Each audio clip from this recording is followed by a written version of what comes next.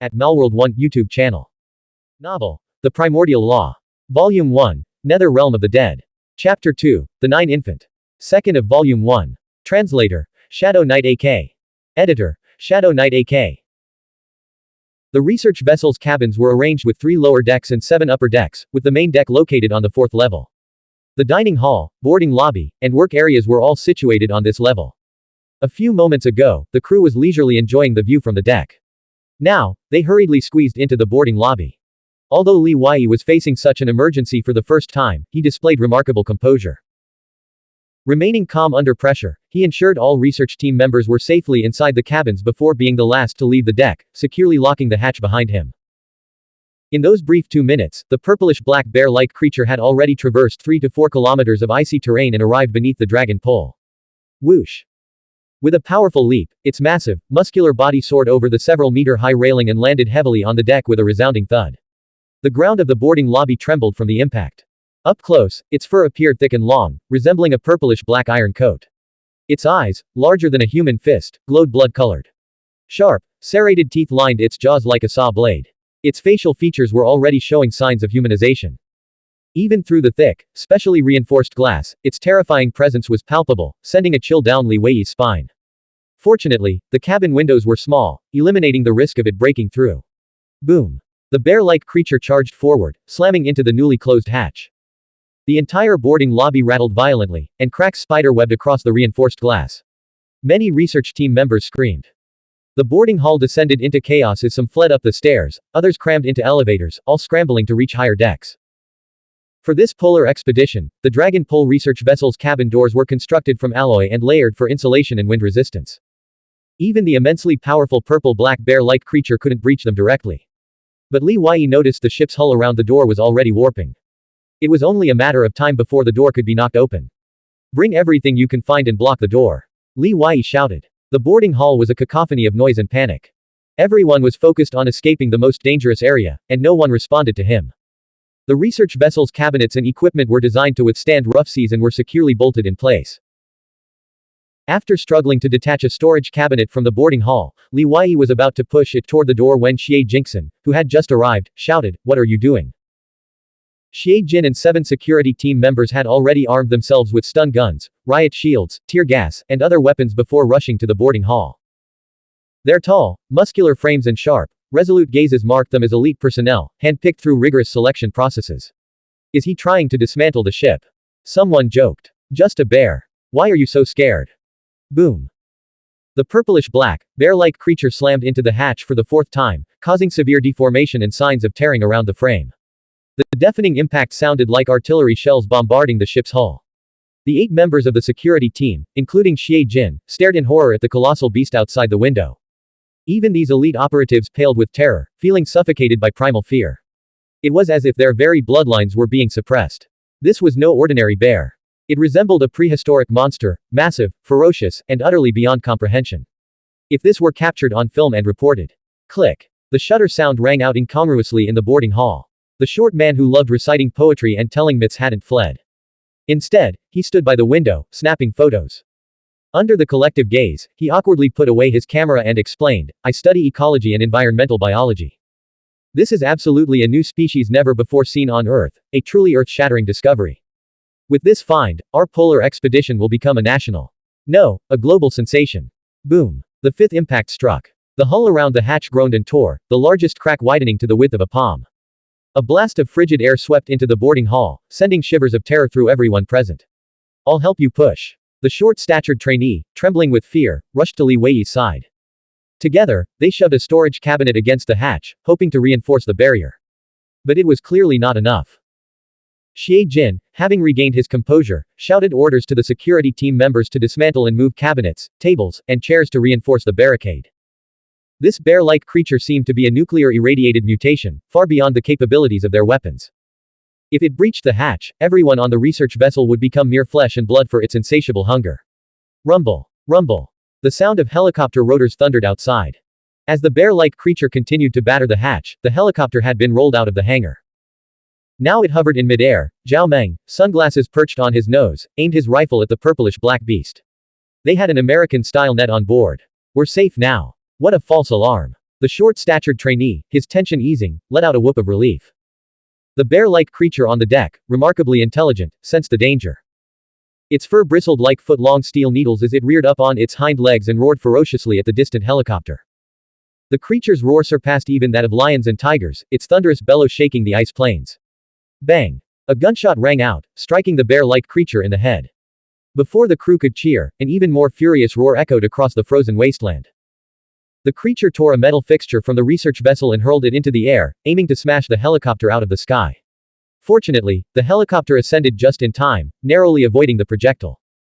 Blood seeped from the impact site on the creature's head, but the wound proved superficial, causing only minor injury. A rifle can't even pierce its skull.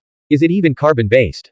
The short trainee's scalp tingled with fear, his legs trembling uncontrollably. His earlier confidence in the American-style net had vanished. Li Weiyi's expression grew anxious. This bear-like creature possessed high intelligence and the ability to retaliate. If the helicopter were hit, the consequences would be catastrophic. Senior brother is on that helicopter. Scanning the surroundings, Li Weiyi noticed the weapons on Xie Jin and the others. Why haven't you used the tear gas yet? He demanded urgently. Without waiting for an answer, he snatched a canister from Xie Jin, activated it, and tossed it through a crack in the cabin door. Instantly, thick smoke billowed across the ice plains. Though Xie Jin was displeased, he recognized the urgency of the situation and suppressed his anger. With a grim expression, he ordered the team to deploy all the tear gas. Aboard the helicopter, Zhao Meng's fury erupted as he relentlessly squeezed the trigger. Bang! Bang! Bang! After having learned its lesson from previous encounters, the bear-like creature no longer relied on its thick hide to withstand the bullets. Instead, it moved with lightning-fast agility, dodging and weaving through the hail of gunfire. Capable of sprinting at a cheetah's top speed for 3 to 4 kilometers, its reflexes were naturally razor-sharp. Fortunately, Zhao Meng's exceptional marksmanship, combined with the disorienting effects of the tear gas, allowed him to drive the creature away from the research vessel before he emptied his second magazine. Li Weiyi immediately rushed to the helipad to help Zhao Meng and the others push the helicopter back into the hangar. It hasn't left. It's observing us from a distance, ready to strike again at any moment, Zhao Meng warned, his face grim. The Longjeet Dragon Pole was a research vessel, carrying only a limited supply of ammunition. They had only 3 bullets left in their magazines. Now we can only rely on divine intervention. I saw dark clouds gathering and strong winds brewing while I was in the air, a blizzard is coming. After reminding Li Weiyi to stay safe, Zhao Meng hurried to the bridge to ask the captain for a loan of firearms. Laboratory 705 still had a shotgun. But Zhao Meng had no idea whether he could even harm those bear-like creatures. The bridge was located on the 10th deck, the highest point of the research vessel. When Zhao Meng entered the bridge, Captain Gao Xin, second mate Xie Tianshu, and 5 research team leaders, including Professor Xu, were already gathered inside. The atmosphere was heavy with tension.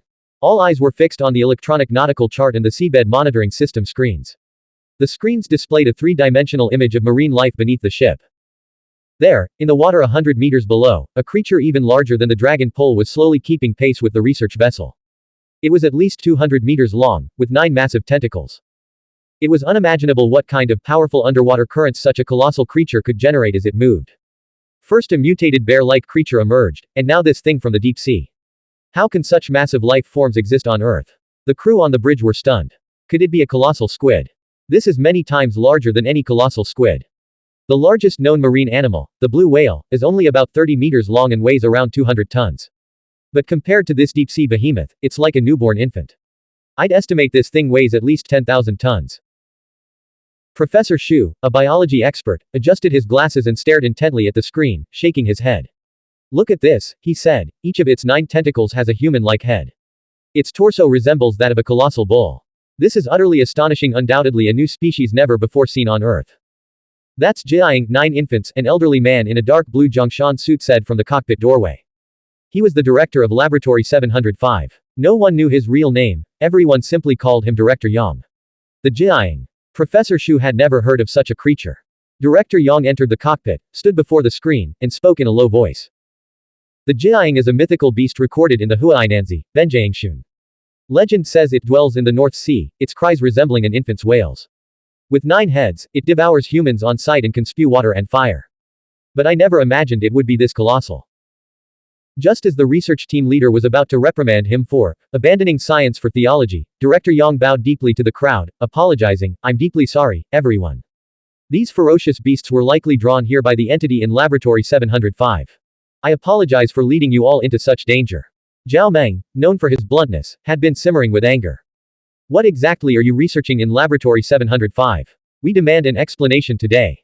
Captain Gao Xin, who clearly knew some of the inner workings, turned to Director Yang. The situation is critical. Both land and sea are swarming with these abnormal beasts, and no one knows what we'll face next. I believe we must tell them the truth. Director Yang nodded. Let's all go to Laboratory 705. Seeing it firsthand will reveal everything. Li Wei returned to his cabin and retrieved a 4-foot-long ancient sword from a wooden chest under his bed. The sword felt heavy in his hand, its hilt encased in ebony. He drew the blade halfway, revealing its brass-like metal.